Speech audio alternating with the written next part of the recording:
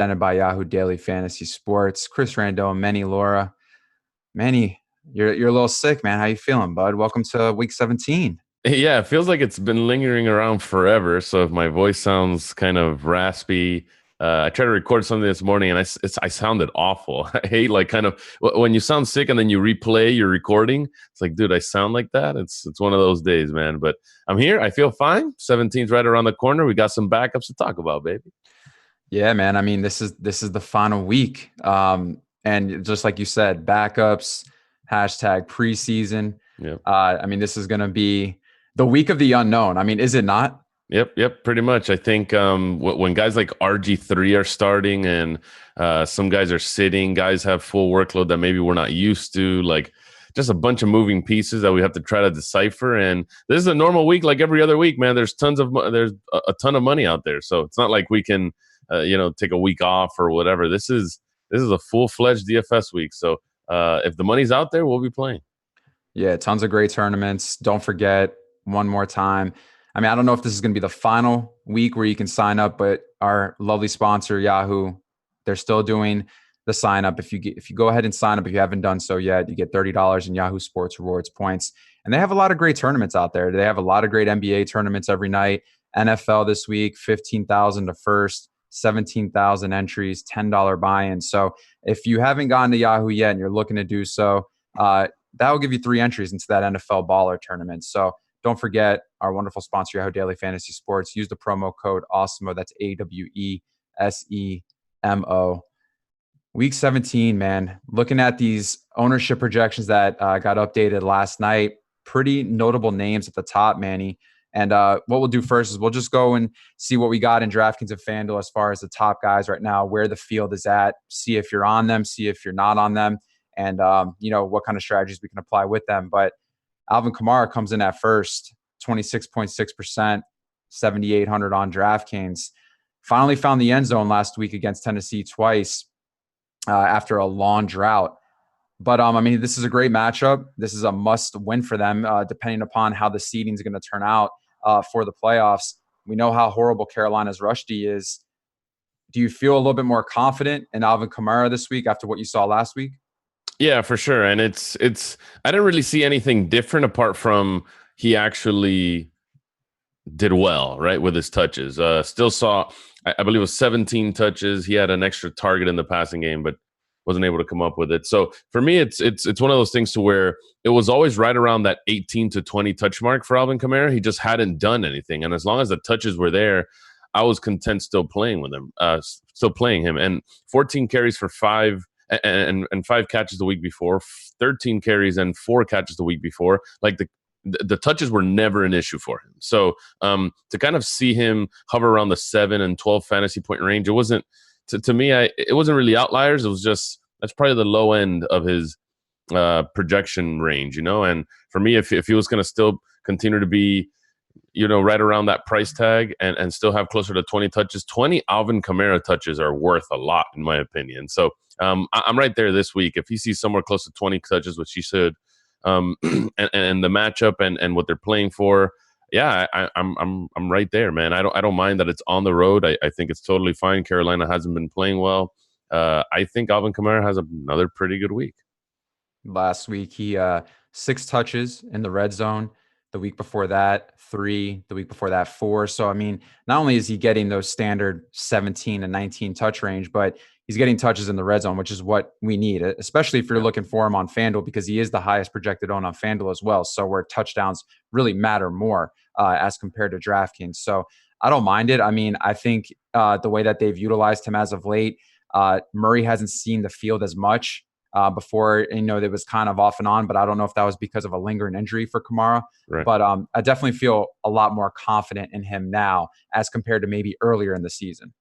Yeah, for sure. And it's for me, you can't get caught in the whole projection stuff or actual score type of thing, right? Where, oh man, but he hasn't done much in the last 3 weeks. Was the volume there? Were the opportunities there? And if it was, you just got to keep playing the guy. Right now, if you're telling me that the touches were down to like 13, 12, or like half the touches he usually gets, then there's something to worry about. But it was never that case. As long as he's hovering around 20 touches, he should be fine. Now, Do you like him over other guys is the question, and I guess we'll get to there when we get there. But I think he's in a fine spot this week. Nothing to worry about. Next guy up, Leonard Fournette, 7K at home against Indianapolis, 23.8%. I mean, here's another guy where, I mean, the entire season just has had a heavily amount of volume put on him. But it's been different, probably the last 4 weeks, where he hasn't overcame the 15 attempt mark. And I mean, his targets are somewhat down, I guess. I mean, 6, 7, but I mean, they were in double digits previously in weeks before that. But I mean, for him, he hasn't found the end zone, I think, for the last 4 or 5 weeks. So how do you feel about Leonard Fournette here, given that what we've seen, it's changed as far as the volume, but yet he's coming in as the second highest rated player on this week's slate?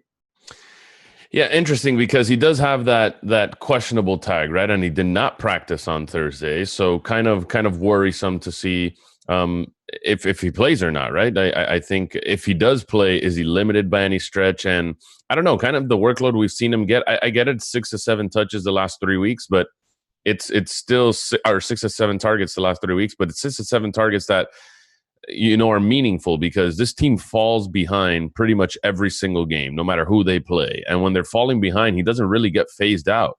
You talked about it. He's got 11 targets in a game, 12 targets in a game. And anytime you're behind and you're losing, which again could possibly be the case this week, you still have to be relevant. And that's what you like about Fournette, right? The fact that he has a floor, especially in PPR sides. So I love that he'll get around 15 touches. I love that he'll get around 5 to 7 targets. That's still over 20 touches for Fournette. And then obviously you have that factor where if they do get a lead and if they do get ahead, Fournette's just going to run the ball closer to 20 times. So I do like Fournette here. I think I like him a little bit better than Kamara when you factor in price across the industry. But I still think there are better guys point per dollar in other games. I think I'm a little somewhat worried about this matchup for him, and it's not anything against Fournette. It's just the fact that it's completely different now how they've utilized him compared to, I mean, the first 5, 6 weeks of the season, probably leading up to the matchup against Tennessee, where, I mean, he was in the 20 plus attempt range every single day. Yeah. And I mean, for him, he was finding the end zone and he was getting a lot of red zone opportunities. If you look at the first 4 weeks, he had, I believe, 26 rushing red zone attempts, 26, which is insane. Right. And if you look at the last, let's just say 4 weeks, he's had a total of 7. And I don't know what's changed. Obviously, you're right. They've been down, so they've been playing from behind. They have to go ahead and pass more. And yes, he is getting some of those pass catching opportunities.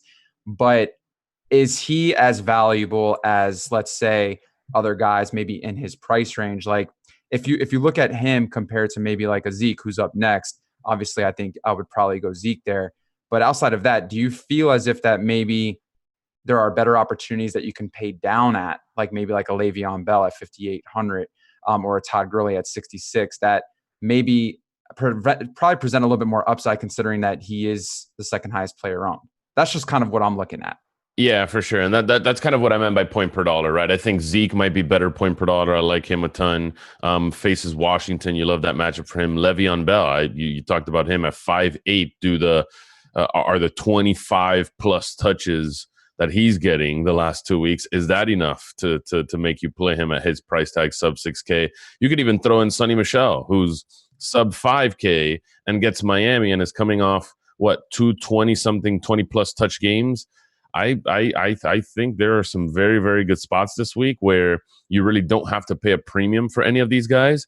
If you wanted to go Kamara, sure. If you wanted to go Fournette, sure, because of the touches, fine, I understand that. But there's guys maybe in that 5K range that could see the same amount of touches this week, maybe even in better matchups. So I'm right there with you. I think the first 2 guys we talked about, Fournette and Kamara, are okay because the touches will be there, and obviously they have extreme upside. But if you want to save and possibly pay up elsewhere, which I think is probably the right move this week, you have better point per dollar options. For me, that includes Zeke, it includes Le'Veon, and it includes Sonny Michel. Indianapolis Colts this entire season have only surrendered 4 rushing touchdowns, and in the last 4 weeks they've only surrendered 1. So, somewhat of a hidden type of solid defense when it comes to the running game and really preventing them from getting scored on from the rushing attacks. So just something to keep in mind. Yep. But next man up, Ezekiel Elliott, we just kind of mentioned him briefly in a really great matchup against the Washington defense that struggles against the run. We just saw what Saquon Barkley did to them last week, 22.9%. I really feel like this is the best play out of these three that we've mentioned so far. Yeah, he's probably my top option on the entire slate. Not only does he have a solid floor with 25 touches, maybe you saw when they fall behind, he's still extremely relevant because of the passing game, and he had 7 targets, not anything crazy, right? It's those 5-yard hitches in the middle of the field when they're in shotgun, so it doesn't mean much. But in PPR, you'll take 7 catches for 30 plus yards every single time, right? That's 10 fantasy points just on catches, dude. So in the rare case that they do fall behind in this one, you'll have a floor. But if you believe in Vegas and you think this team has a lead from the get-go, Zeke has to be a huge part of that. They're the double-digit favorites here. And they're at home. There's no way Zeke doesn't touch the ball 25 plus times. And anytime you get a 25 plus touch Zeke, forget it. I mean, you're talking 30 fantasy points plus maybe. So he's worth paying up for if AK is paying up for you, obviously. But I like him better point per dollar than some of the guys we previously mentioned. Probably my number 1 on the week. So, I mean, obviously this game has a lot of meaning to it because, if they win and Philly loses, then they clinch the division. Right. And they're both these games play at the later games, the 4:00 games. I guess my question to you is with what we saw last week, with how Dallas played against Philly, how do you think they'll play this week as far as the scheme? He didn't see any red zone attempts last week, but I don't really think Dallas even had opportunities in the red zone against Philadelphia. But when it comes to, I guess, the game plan this week, do you think that they'll rely heavy on the run game compared to last week where you only had 13 rushing attempts? Yeah, you kind of have to. Anytime you get away from Zeke and get away from what you're really good at, the team struggles, and it's evident, right? Yeah, losing to the Eagles last week was brutal. And I get it. He still saw 20 touches, but 7 of those came in the passing game when they were down, and the Eagles were just in prevent defense almost, just letting everything go underneath. And anytime that's the case, I mean, it's fine for fantasy purposes, but they didn't use Zeke the correct way, right? I think you start establishing Zeke from the very beginning. You open up the play action after, and that's when they're at their best. I think you go into this one, you're going to score early, you're going to have a lead, and it's just ground and pound with Zeke a ton as much as you can. Keep the ball away from the other side and just milk the clock, really. And I feel like anytime Zeke has that opportunity for 25 plus touches, this team is really difficult to beat. And we just haven't seen that type of Dallas enough this season. I think we see it this week. Yeah. Washington has surrendered the 3rd most rushing yards in the league this season on the road in Dallas. I think it's going to be a very tough matchup for this defense. Very weak in a lot of areas at the linebacker position. So I really think this is a great situation for Zeke. And hopefully they do go as planned, like you just mentioned, where he does get the 20 plus carries, because at that point, if we're seeing 20, 25 touches from him, this could be a really big game as far as Zeke is concerned. Next guy up, we got Jarvis Landry, 5,900, going up at Cincinnati, 21.4%. A little interesting because, he just mentioned that he's probably going to need hip surgery in the offseason. And I mean, for someone to say that, and yet he's being this high owned, I mean, really, where is his health at? And obviously, it's just somewhat of a great matchup against this really vulnerable pass defense of Cincinnati. But really, I think his health is a concern. And how is Cleveland going to approach this game? And this is the last game of the season. They're not in contention for anything. So is it even meaningful for him to play? Yeah, just kind of weird how that plays out, right? They come out and say his hip needs surgery on the offseason, and now he is one of the highest owned. Like, kind of weird how that works. But for me, it's a spot where really, what has Landry done except be a PPR monster, right? But even with all these catches, like, he barely sniffs 100 yards, so it's really hard to get the bonus on those bonus sites. And then he's had 2 100-yard games this season, which I guess is okay because the team has struggled, mightily. This team is awful, but to have him that owned at 6K, like, it's I get it. He's done great. It's Cincinnati. Like, say what you want, but it's still Jarvis. Like he's not to be that high owned. I mean, you're not talking about Julio or Michael Thomas or something, right? Like you're talking about a middle of the road Landry, and he's had good games, but can he get you the 100 number one when you're this owned? Is he someone that you cannot live without in your lineups? For me, that's no. And then you mentioned the injury stuff. Like, is he going to be limited at all? They don't have anything to play for. This is one of those truly questionable takes where it's just like, I'm not sure why he's so high owned, but here we are. That's DFS. I'd say he's a middle of the road play at best for me.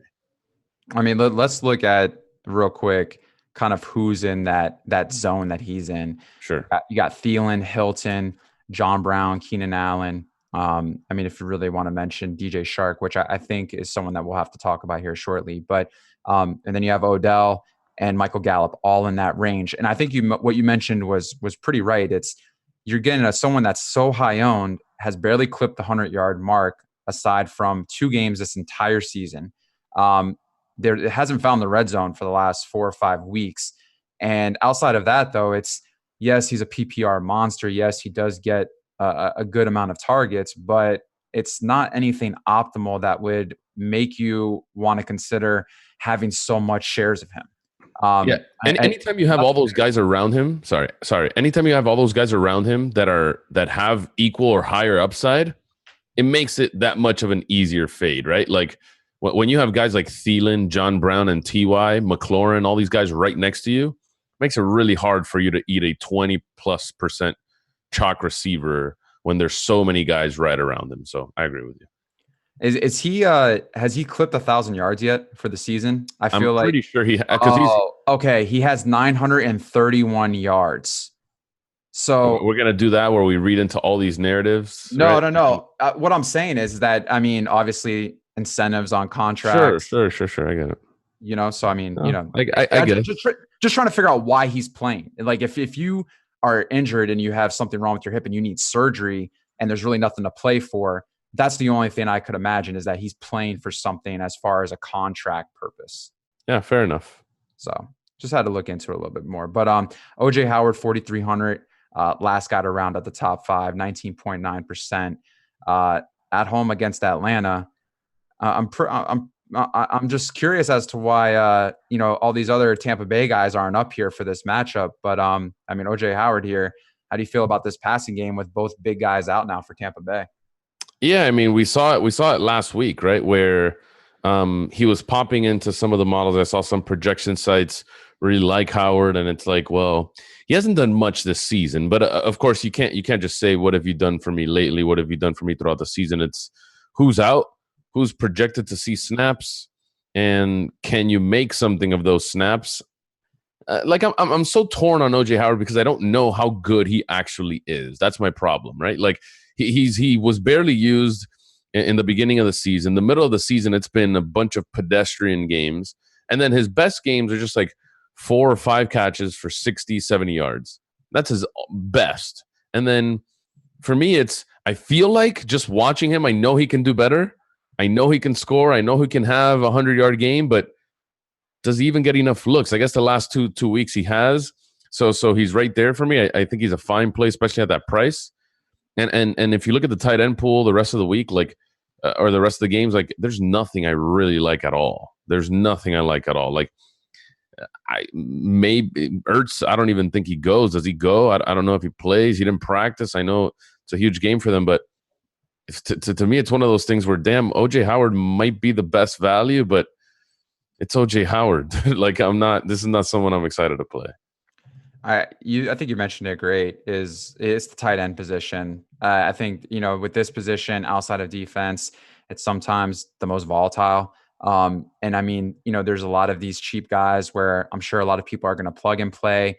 I do feel Tyler Higbee is the best option on this week's slate. And for some reason, I mean, he's coming in very low owned right now, sub 5%.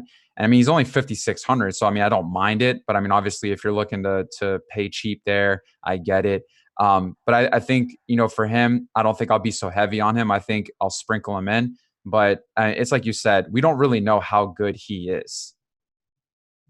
Yeah, that's just my thing. I don't know. I don't know. I have no idea. And if I knew, and I could They haven't utilized him enough. correct. If I knew how to even project him, that's my problem. Like, you can say matchups all you want, but like, man, and So I think this is a good targets are question. okay, but meh. What do you do in this situation where players like this are so high owned, but you can't pinpoint how to give them a proper projection based on really a lack of information throughout the season? Yeah, no, it's tough because and look at it this way. He's projected to be about 20% owned. Look at Cameron Brate. He's about 12% owned. So like both of these guys are supposed to be like somewhat chalky here in the top 5 of tight ends, where I can't imagine there's a shot where both of them go ham in a game. Not to mention they're not really great tight ends. And then both of them on the same team. Um I don't know. To me, it's just like a weird dynamic. I feel like something in here is wrong, and I kind of need to fix it. But it is where we're at. It's really tough for me to project. I don't know how good any of these guys are really. While we're on this game real quick Yeah, and looking at ownership, the pass catchers at the wide receiver position are fairly low owned. We know he's going to throw the ball a ton. So would this be the week where you do pay up for Perryman, even though I know probably 6,700 for Perryman is making you think, man, that's a little too much on this slate, or maybe like a Justin Watson who's 4,900. But I mean, they're in a heavy pass offense, and I mean, he's going to throw the ball a ton. So why not? yeah. No, I'm right there with you. I think the cheaper option I think is always better when you're trying to just. I wouldn't say guess because we're not guessing, but if we're trying to pinpoint any one of these receivers, which I still think it's tough. I think going with a cheaper one. So maybe Justin Watson would be my guy. I know he's somewhat popular, kind of like middle of the road, but and it's not really what have you done for me lately because he had a decent game last time out, but he's probably the cheaper option that if any of this game burns you, I guess it wouldn't hurt that bad, right? So playing one of Bray, Howard, and Watson, I think is okay, but the cheaper the better, I guess, because I really don't want to get burned trying to guess a Tampa Bay catcher when half these guys are out. So Yeah, I think the great way to go about this is yeah, obviously he has to throw the ball. There for sure. are guys there that we can go ahead and plug in. Don't get too heavy on it because we don't know. We really don't know what to expect now with two of the top 5 wide receivers in the league now out, and what this offense really is capable of, and really how vulnerable Winston is to turning over the ball. So I think Atlanta defense might be somewhat interesting play here Sunday, but. Before we get into FanDuel real quick and round out, see if there's any other guys that we can mention here. Don't forget awesemo.com/NFL. If you guys haven't signed up yet to get that promo code NFL strategy, get 50% off your first month. We're coming to a close here in the NFL season, but we got NBA really brewing up now. MLB is right around the corner. So if you're still looking to get involved and you haven't made that decision yet, just go ahead and use that promo code NFL strategy, and that'll give you the ability to get 50% off your first month to go ahead and try out all the tools and resources from the number 1 player in the world himself, Osmo, Alex Baker. FanDuel, pretty standard at the top with what we just spoke of with Kamara, Fournette, Elliott. But then 2 guys that we didn't even see come close to the top in DraftKings are up here on FanDuel, and that's Michael Thomas and Julio Jones coming in and respectively one after the other. Where was the love for these guys on DraftKings? Yeah, I mean when you're Michael Thomas and you're breaking records and you're so consistent and you do it every single week, then yeah, your price is gonna get that high to the point where it's really tough to play you. I got laughed at last week because was kind of showing what I was doing on Sunday, and it was Michael Thomas again at the top, but like, and they're like, wait, why do you play Michael Thomas all the time, every single week? I'm like, what do you mean? How do you not play him every single week? Like, don't if you're allergic to game logs and you don't like looking at game logs, don't look at game log. Don't look at his game log because it is a 100-yard game almost every single week. It's insane. The guy's a machine. So if you can fit him in, which on FanDuel you clearly can, play Michael Thomas. That is the most insane season I've ever seen, man. Can we just talk about, it's not even about him doing what he's doing with game logs. I watched this game against Tennessee and really emphasized on his route running is unreal. It is It's incredible. He's so good at everything. He's the wow. perfect receiver. how he creates space and Yep. how he just makes the opposing cornerback feel dumbfounded with the way that he runs routes. It's just very artistic and crafty, very unique. And I Yep. mean, I think if you want to be somewhat of an NFL wide receiver, you're on that road. He is the blueprint to look at because the way that he runs routes, I mean, this is why the box square is the way he is. It doesn't Yep. matter if it's man coverage or zone.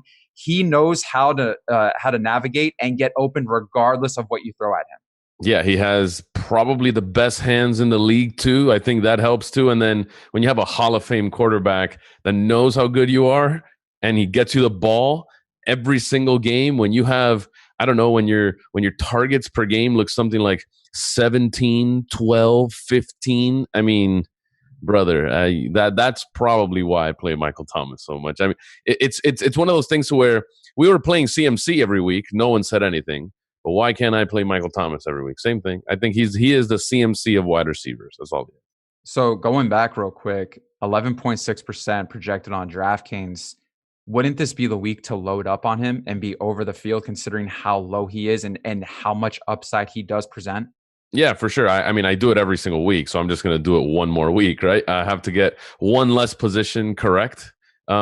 He's just so good, man. I mean, just everything about him. But by the way, looking into the future, because I'm sure you've seen the reports of Antonio Brown being in the Saints facility or whatever. What would Antonio Brown do to Michael Thomas's production? Doesn't really matter because we're in week 17 already, but in maybe heading into the playoffs, does Antonio Brown actually help this team or help or kind of hurt the production of guys like Kamara and Michael Thomas? Uh, I mean, culture wise, maybe it hurts them, but Sure. but production wise, I mean, you can't double Michael Thomas. You can't Sure. throw an extra guy over the top to stop anything. But Michael Thomas is not a deep ball guy. That's the Sure. thing. So in reality, I mean, you're going to have someone on the right side of the field that you have to have concern of, and you're going to have someone on the left. How do you go ahead and do that? I mean, it'll benefit him more. But at the end of the day, with the way the season he's having, I mean, he's doing this with Ted Ginn and Traquan Smith. Yeah. I mean, are you kidding me? So if there already wasn't a defensive scheme that couldn't stop him already, given the fact that they have no one else besides Jared Cook, I mean, I think it could only benefit him. But is AB really signed with the Saints? Is it official? No. He was just at the facility. I guess they're working him out or whatever. But in the case he does, pretty interesting to see kind of what he'll do to the team going forward. We're in week 17, so I don't know if it hurts us that much. But maybe if anyone's playing, well, we're going to eventually be playing playoff DFS. So I don't know. Maybe that's a thing. Julio Jones is the last guy we'll speak about FanDuel before we go into some ideas of some game strategies and really some of these players that maybe we haven't played this season. But Julio is another guy. I mean, at Tampa Bay, we know how bad Tampa Bay is against the pass. So, I mean, obviously this makes sense. Are you with the field on this one at 17.9%? Yeah, I think I am. I think I mean I love Julio. It's not a what have you done for me lately thing either for me. I'm another one that really likes playing the top tier receivers any chance I get. And now that I do have a chance to play Julio again, I mean I hate that people are on him because they see one really good game from him. They see him win people tournaments, and then all of a sudden now I need to have Julio, you know, and it's just like, man, well, I mean, Julio has been pretty decent for like what 2 weeks now. He had a stretch there of 4 weeks where he didn't do much, but it's a combination of a few things. The targets were always there. He was getting closer to 10 targets in those 4 weeks where he did nothing. Now, obviously, he got 20 and 15, but if he gets back to double digits, say 12 to 15, I think playing Julio, I wouldn't say a must because, again, they're not playing for anything, but playing Julio is still fine if he gets double digit targets. Yeah. This is a no-go for me. Nope. It's a no-go. I mean, he's just too expensive now. He's only found the end zone twice, which was in the same game against San Fran. Yep. And this is valuable for FanDuel. As much as I hate to say it, it's nothing against Julio Jones, nothing against this passing offense. But I mean, the last 2 weeks have been great. Outside of that, though, has been nowhere to have hit his price point per dollar wise. So Sure. it's just not for me. 15 targets is incredible, and I mean, I'm sure that they'll try to get him the ball more. But I also do worry about what we've seen a little bit as of late with this Tampa Bay passing defense, as far as little bit more emphasis on it the last few weeks, and what they did to DeAndre Hopkins, that was a little bit interesting as well. Yep. So yeah, I'm a little concerned, and I mean, I'd rather have Michael Thomas in this situation at 8,500. I would rather pay elsewhere for FanDuel. Fair enough. I think I don't think you can fit both Michael Thomas and Julio. I think there's ways, but I mean it's extremely risky. The only thing about the FanDuel point system, the whole half point PPR, it's so touchdown heavy, right? And I guess if you wanted to make the case against Julio's touchdown equity or how much he's had this season or how many he's had this season, fine. But that's a very noisy stat in my opinion, right? I mean, it's very hard to predict touchdowns. So I respect it for sure. If you rather Michael Thomas, that's not a bad option at all. So let's go into some games. We still have about 25 minutes left in the show. Chicago Bears, Minnesota Vikings. And when I say, break down the game, I just say, do you see anyone here that you're going to be really going with as far as GBP plays, or maybe some guys that aren't being looked at that might present some upside this week? But first game, we got Chicago, Minnesota, over under 37. Pretty even line. Minnesota is only a point favorite at home, which is interesting. I thought they were -7. So I don't know if that's something wrong with ESPN right now. But anyone here in this game, we know that Dalvin Cook's not going to be playing. So, I mean, Amir Abdullah time, because, I mean, what he showed this past week, he's way better than Mike Boone. Boone is not great and probably screwed over a lot of people this past week. So anyone here that you're looking at, Manny, from this game? Yeah, the thing is, I don't know how many actual rushing attempts they give Amir Abdullah, right? It's a 4K price tag. It's literally, what have you done for me lately? Because he hasn't played all season, right? He hasn't played much at all. And 6 of those, so like in PPR sites, he had 6 catches for 31.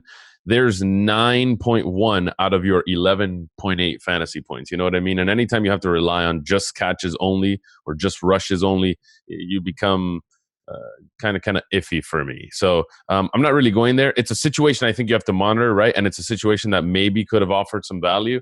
But on top of that, the matchup isn't great either, right? So it's one of those spots to where, okay, I really don't think you do much. The matchup is actually pretty tough.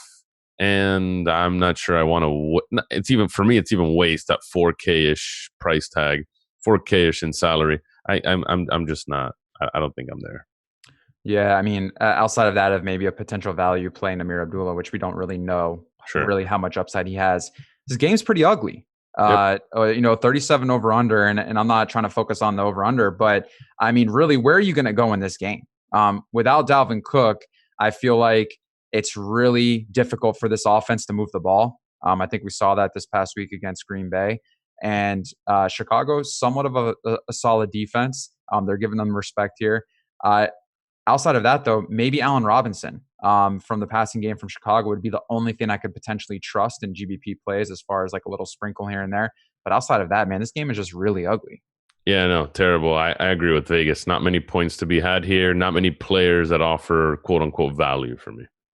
Atlanta, Tampa Bay point favorites at home. We spoke about a couple guys already, the tight ends from Tampa. We talked about Julio Jones. But what about guys like Devonta Freeman or Ronald Jones, 2 cheaper running backs that have been getting a lot of volume as of late? Yeah, kind of tricky because I still feel it's kind of 50-50 here, where I get it. Peyton Barber really doesn't see much anymore, but like if he vultures just 1 touchdown out of the 11 to 14 carries that Ronald Jones will see, that's all you need for Ronald Jones to bust, right? And now being 5K almost on some sites, like it's one of those to where you're kind of middle of the road. I'm trying to win tournaments. Like, can you even get me to 25? Really? Can you get me 25 plus? Like, I actually don't even think so, which is like, it's obviously touchdown or bust for him. But if he doesn't, I mean, I think you're so far behind. 100-yard game is almost a lock to not happen. Outside of, one game in the passing game, like he hasn't been great in the passing game. It's been pretty just pedestrian dump offs when they're down. Like, I don't know. I'm not sure there's enough upside in any of these guys back here for me to go there. Yeah, I mean, these guys present cheap options, and like you said, we don't really know what Ronald Jones can do with the 12 to 14 touches that he gets.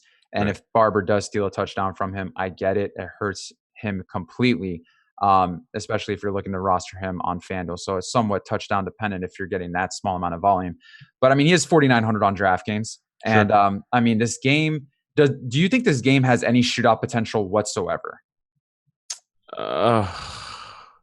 Yeah, but like, look how bad it is to stack, right? Like, who are you? If you're playing the Tampa side, like, who are you stacking with? Like, Howard or like, are you really going to Watson and Perryman and these guys? Like, I guess you can, but it feels like it feels so iffy for me. I don't know. It's the second highest over under on the slate. It is, but like, how hard is it to peg where the touchdowns are coming from, right?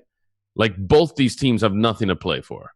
And it's just like, okay, well, if you're going to run it back with someone from Atlanta, who on earth are you going to there, right? Especially if you don't like Julio Jones, like, you're doing like Russell Gage or something. Like, I don't know, just kind of weird.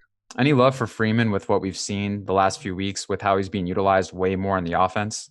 Nah, not really for me. That is a true what have you done for me lately, right? I think there you start chasing points a little bit. Hard for me to play him over guys like Zeke, Le'Veon, some guys up there that I like much, much more. But I understand why. Like, you've seen out of the last 3 weeks, he's had 2 really decent weeks, right? Here's the thing for me too. It's just really efficient play from Devontae Freeman, but it's not a guy that's touching the ball like 20 times a game or anything, right? Like, he's had barely 20 touches in the great games, but like, even against San Fran, he did pedestrian, but he had 15 touches. He had 13 carries last time against Jacksonville, and he just happened to score a touchdown. Do I think he gets 9 receptions again? No, I do not. So I don't know. I think kind of chasing points there. One more guy to mention, Austin Hooper, 5,800. Looked to seem back to somewhat being healthy last week. Had 9 targets, 7 catches, 82 yards. Was a little bit cheaper last week, which presented a little bit more of a chalkier play. But if you're looking for someone as far as outside of Julio Jones, I think Austin Hooper could be that guy in this passing offense. Yeah, if you're going to game stack this, imagine running Hooper, or you can't, but imagine running Hooper, Howard, Bray, all these, just like a bunch of tight ends in one game. I know you can't, but that's what I feel like this is, just a bunch of, it's a big tight end roulette for a 50 over under, you know? What if you went Hooper, Howard, both Joneses, Freeman, My goodness, and then Michael Thomas to run it back? Yeah, okay.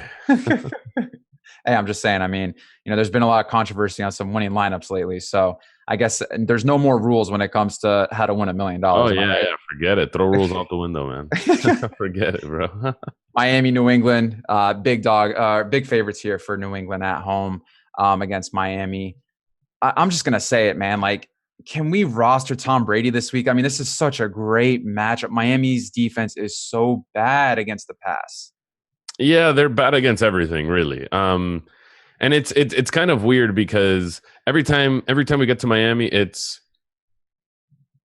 the wide receivers have a good matchup, the quarterbacks have a good matchup, the tight ends have a good matchup, the running backs, everyone has a good matchup, right? So we obviously can't play everyone, right? So we have to kind of just pick and choose our spots, make sure we have no negative correlation, because it could get pretty like if you roster Sonny Michel, but you also want Edelman and Brady or whoever in Brady, and it's just like, okay, well, not sure we can do that, right? And I don't think everyone can get there. So for me, I pretty much just have one play.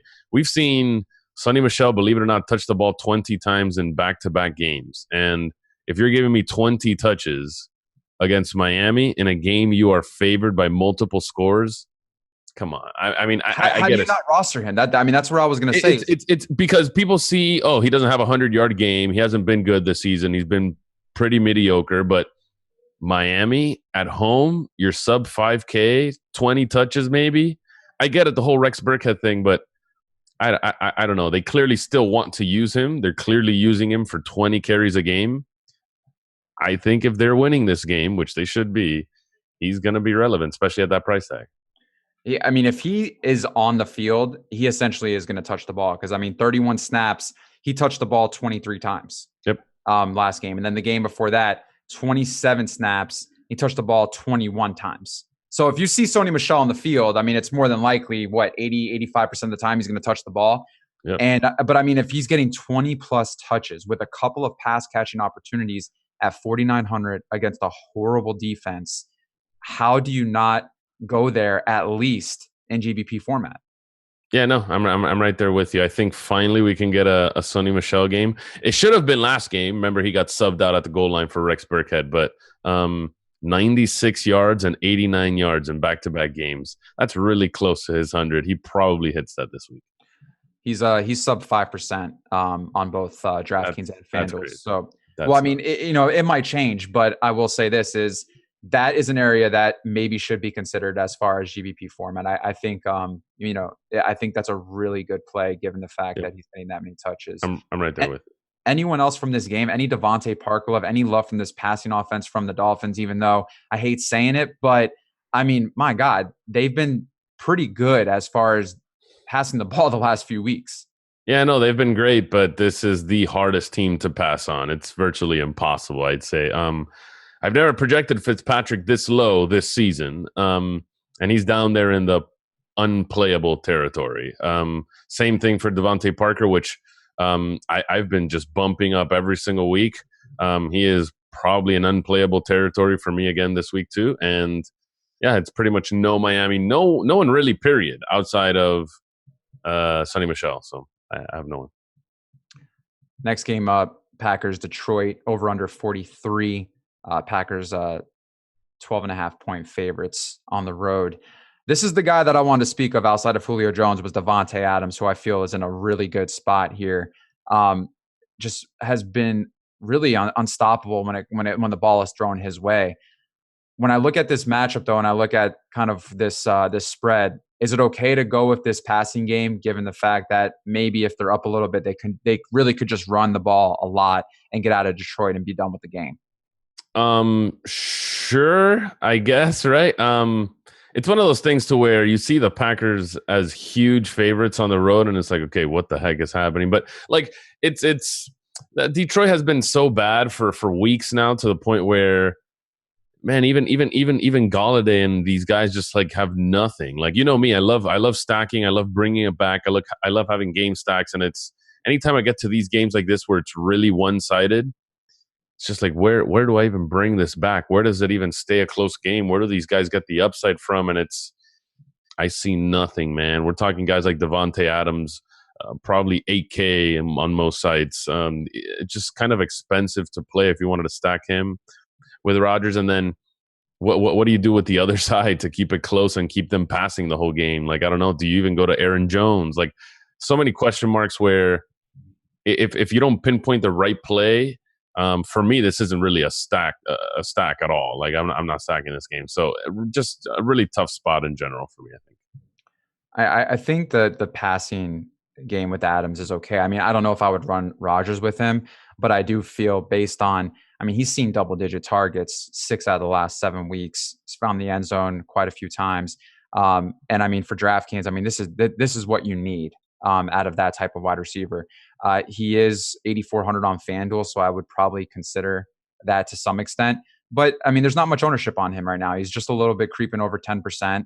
And that kind of intrigues me, considering the fact of the upside that he does present at the wide receiver position.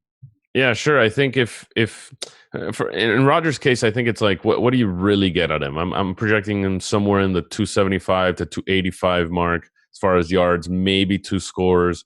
Does that win you GPPs? I don't think so. If one or both don't go to Devontae Adams, I mean, good luck. I don't know how Devontae Adams at that price tag gets there. And then I don't know. Detroit's like so far out of it. Do they keep it close? I don't know. Very well could be closer than this, right? It's in Detroit, so I could see it. But like, Rodgers this year has been a fantastic real life quarterback, but for fantasy purposes, he's been kind of whatever, right?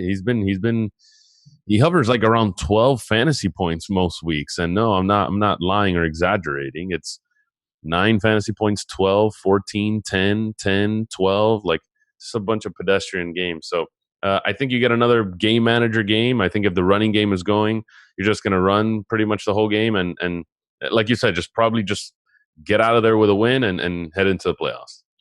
I think one thing to just note, and I want to ask you, does this really matter? But it's a must-win game for them, because if they lose, they could potentially be thrown out of having one of the top 2 seeds Sure. For the playoffs. So when it comes to like these final weeks and leading up, and obviously being week 17, do you put any emphasis on the team needing to win based on future outcomes as far as the playoffs is concerned?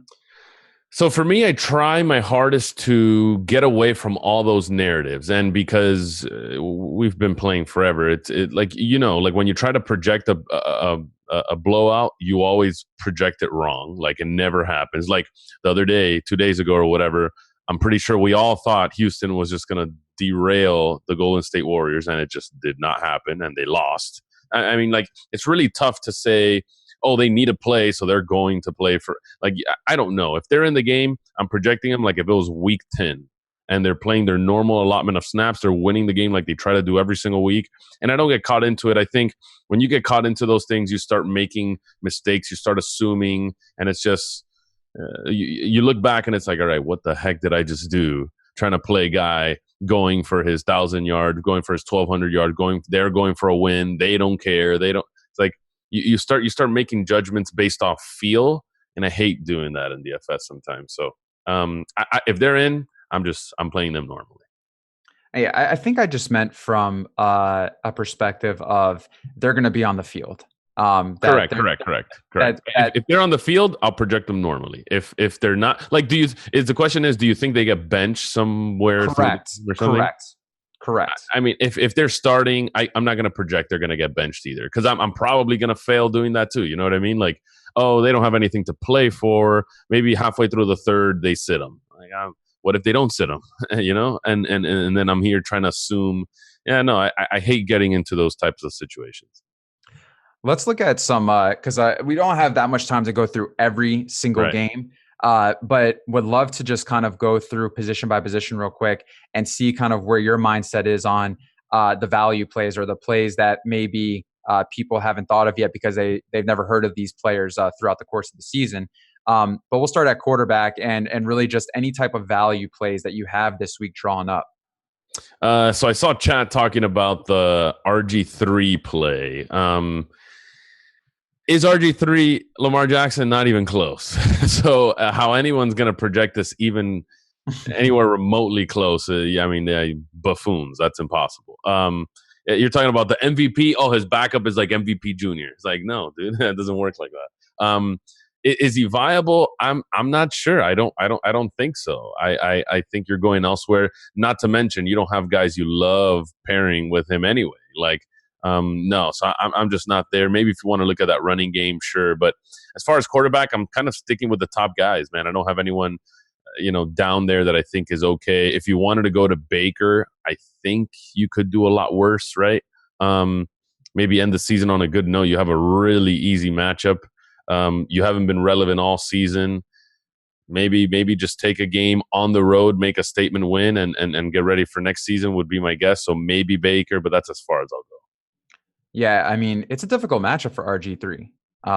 Pittsburgh has somewhat of a good defense. And I mean, if these other guys are going to be sitting too, I mean, what kind of weapons does RG3 have to work with? I could see him just being a game manager and them just really running the ball with maybe Justice Hill. Yep, I agree too. And then trying to pinpoint who in that backfield seems pretty tough too. But I agree, Justice Hill looked pretty good. Pretty explosive last week. Yeah, it's pretty unpredictable with him. How about running back? We talked about Sony Michel, 4,900, but there's some other guys like Damian Williams, who's 47, LaShawn McCoy at 42, Singletary at 54. Any of these guys, or maybe some other guys that maybe we haven't really spoke of on the season yet? Yeah, so Damian Williams probably my guy. And I want to say that right there with Michelle, I like him a ton. Probably top 5 in backs this week too. And his numbers when he's in are outstanding, right? I mean, he's a guy that can get 20 carries in one game. Obviously scored last week, I think, through the passing game, but he is a guy that actually is a playmaker back there, unlike guys like McCoy and whoever else they've been putting in. Like, I feel like Damon Williams at sub 5K could give you 20 touches, and obviously Kansas City scores as much as they want to. So when your favorites at home, two score favorites, I think Damon Williams pretty fine. Yeah. Looking at some other guys here that maybe could have some consideration, but you spoke about Rex Burkhead at 45, Naheem Hines at 4,200. He's starting to kind of show up just a little bit. And then we have Kareem Hunt at 5,200 at Cincinnati. That's somewhat of an interesting play. Yeah. For me, it is too. I like 3, 4, 5 carries a game, but then 5, 6, 7 targets in the passing game. Like that's significant, right? And if you're talking pure upside, I'm not sure he has it because he hasn't reached 20 fantasy points. He's not the starting guy. He's not going to see 20 touches in a game, so it's really hard for you to get upside out of Hunt. But as far as point per dollar, you could do a lot worse. I think in tournaments you want the upside. You want guys that can get you 25. Obviously, he probably isn't the guy for that. But if you're looking at point per dollar plays trying to save somewhere, I think Hunt, you could do a lot worse than Hunt. Wide receiver, a lot of nice, I guess, value options. Leading at the top for me, that's kind of popping up is Brandon Cooks at 4,400. We have Sanu at 41. Erickson is someone that I've been looking at 3,600. Even Russell Gage at 4,400 in a matchup for him. Where are you going here as far as value, or maybe guys haven't heard of at the wide receiver position? Yeah, John Ross for me. If you saw last week, Ross had 13 targets in that game. Granted, they were down pretty much the whole game by a large margin, so they were in passing mode, but I can't imagine they'll have the lead here either. And if they do, I don't know, maybe he has something to do with it. If you're getting 13 targets, I don't care what team you're on. I mean, that's a significant amount of work. And obviously the upside he has to just blow by a defense for tournaments seems pretty darn good. So I like Ross, still sub 5K, 4,500 on some sites. So he'd probably be my pick. I think Erickson's okay, but I like the upside in Ross better. Any love for maybe like a Christian Kirk at 47 or Cobb at 39? I mean, Kirk's now, becoming very cheap, does have big upside playability, but it's a difficult matchup against the Rams this weekend. Yeah, the problem for me, it's like, this team's passing game is like the worst to kind of rely on, right? They're not efficient at all. They run a ton of plays for nothing. We just came off a game where they won with Kyler Murray not attempting 20 passes and Kirk coming away no catches either. Like, I mean, that could very well happen on this team. Granted, I don't think it's going to play that way again. I think Drake has been playing out of his mind the last couple of weeks, but if they're trailing again, which they should be here, and they're in full pass mode, then yeah, I think Christian Kirk should be in play. And sub 5K, you love the price tag. All right, wrapping up, tight end. Spoke about Tyler Higbee earlier. Not a cheap play, but I think he is the best rated tight end this weekend against a really good matchup against Arizona. But then we have guys like Irv Smith at 2,800, Witten 39, Noah Fant is 3,600, which is somewhat interesting. Where are you going as far as cheap plays for the tight end spot? How do you get away from Higbee, right? He already faced this team once, had a 100-yard game and a touchdown. That was his first 100-yard game, which then spiraled into 3 more right after that. So he's had 400-yard games back to back to back to back. And it started with the same Arizona team. He faces them again, and he's still mid-5s in price. Like, I don't know. It's really hard to get away from there. We talked Tampa. I think O.J. Howard may be in play. Dallas Goedert. I liked him last week. But if not, it's pretty much just Higbee. Sorry. Yeah, I mean, it's really hard given that he's going to have low ownership, great matchup. I think that has to change, right? That there's no way he's going to stay down there. I mean, we don't know. Right. I mean, if it does stay this way, I think I would load up even more. I think it's because there's not enough salary based on what we're seeing with so much being paid at the wide receiver position and the running back position. So that's somewhat interesting. I think that's something we'll keep an eye on. But I agree, man. I think he's downright the best option. I think Gerald Everett has been faded out of the offense. People were concerned that, well, we haven't seen what Higbee's done. With Everett in the offense, it clearly didn't matter. Things are still consistent, and he's becoming a heavily favored target for Jared Goff. The defense, as we know, most volatile position, but any sneaky defenses, I spoke about Atlanta maybe being somewhat interesting against how much Jameis Winston turns over the ball. But anywhere else that maybe we should consider for Week 17? The Vikings maybe. At home against Mitchell Trubisky and company, that's a very, very low total, sub 40. We're talking 30, almost 35, dude. Like this is awful. But Vikings aren't bad at all, you know that. And then Trubisky obviously turnover prone, so maybe the Vikings for me. For me, Chicago 2100. Same game, right? Perfect. Yes, so yeah, same game. I mean, they really dismantled this Minnesota offense earlier in the year. I mean, they shut down Dalvin Cook. Cousins did nothing. Scored 17 DK points. So I don't mind it. I mean, at 2100 for a defense that can be potent at times, I think that's somewhat interesting. I could see them trying to play spoiler as well this weekend. Yep. But outside of that, guys, that's it. Week 17, it's a wrap. I don't know if we'll be here for the playoffs, but if not, Manny, it's been a pleasure working up these last 17 weeks with you, man. Yeah, man. 17 weeks, brother. Good luck in week 17, man. Of course, into the playoffs. It was an honor, man. You guys are a fantastic group. So just the ability to contribute when I can, my pleasure, dude. All right. And before we let you go, where can we find you, Manny? Yeah, all my work is on fantasycruncher.com. You guys use all the tools on Awesemo. Anyway, on Twitter, I'm at mlore. I believe it's up here somewhere. And then my Twitch live streams go live right after this, twitch.tv/mlore. Yeah, check out those Twitch streams if you want to learn more about Fantasy Cruncher. Always a pleasure going in and watching Manny do his wonderful work and teaching us. And once again, guys, thank you for supporting us this entire season. We really appreciate all of you in here and everyone that watches these videos and all this content from Awesemo.com.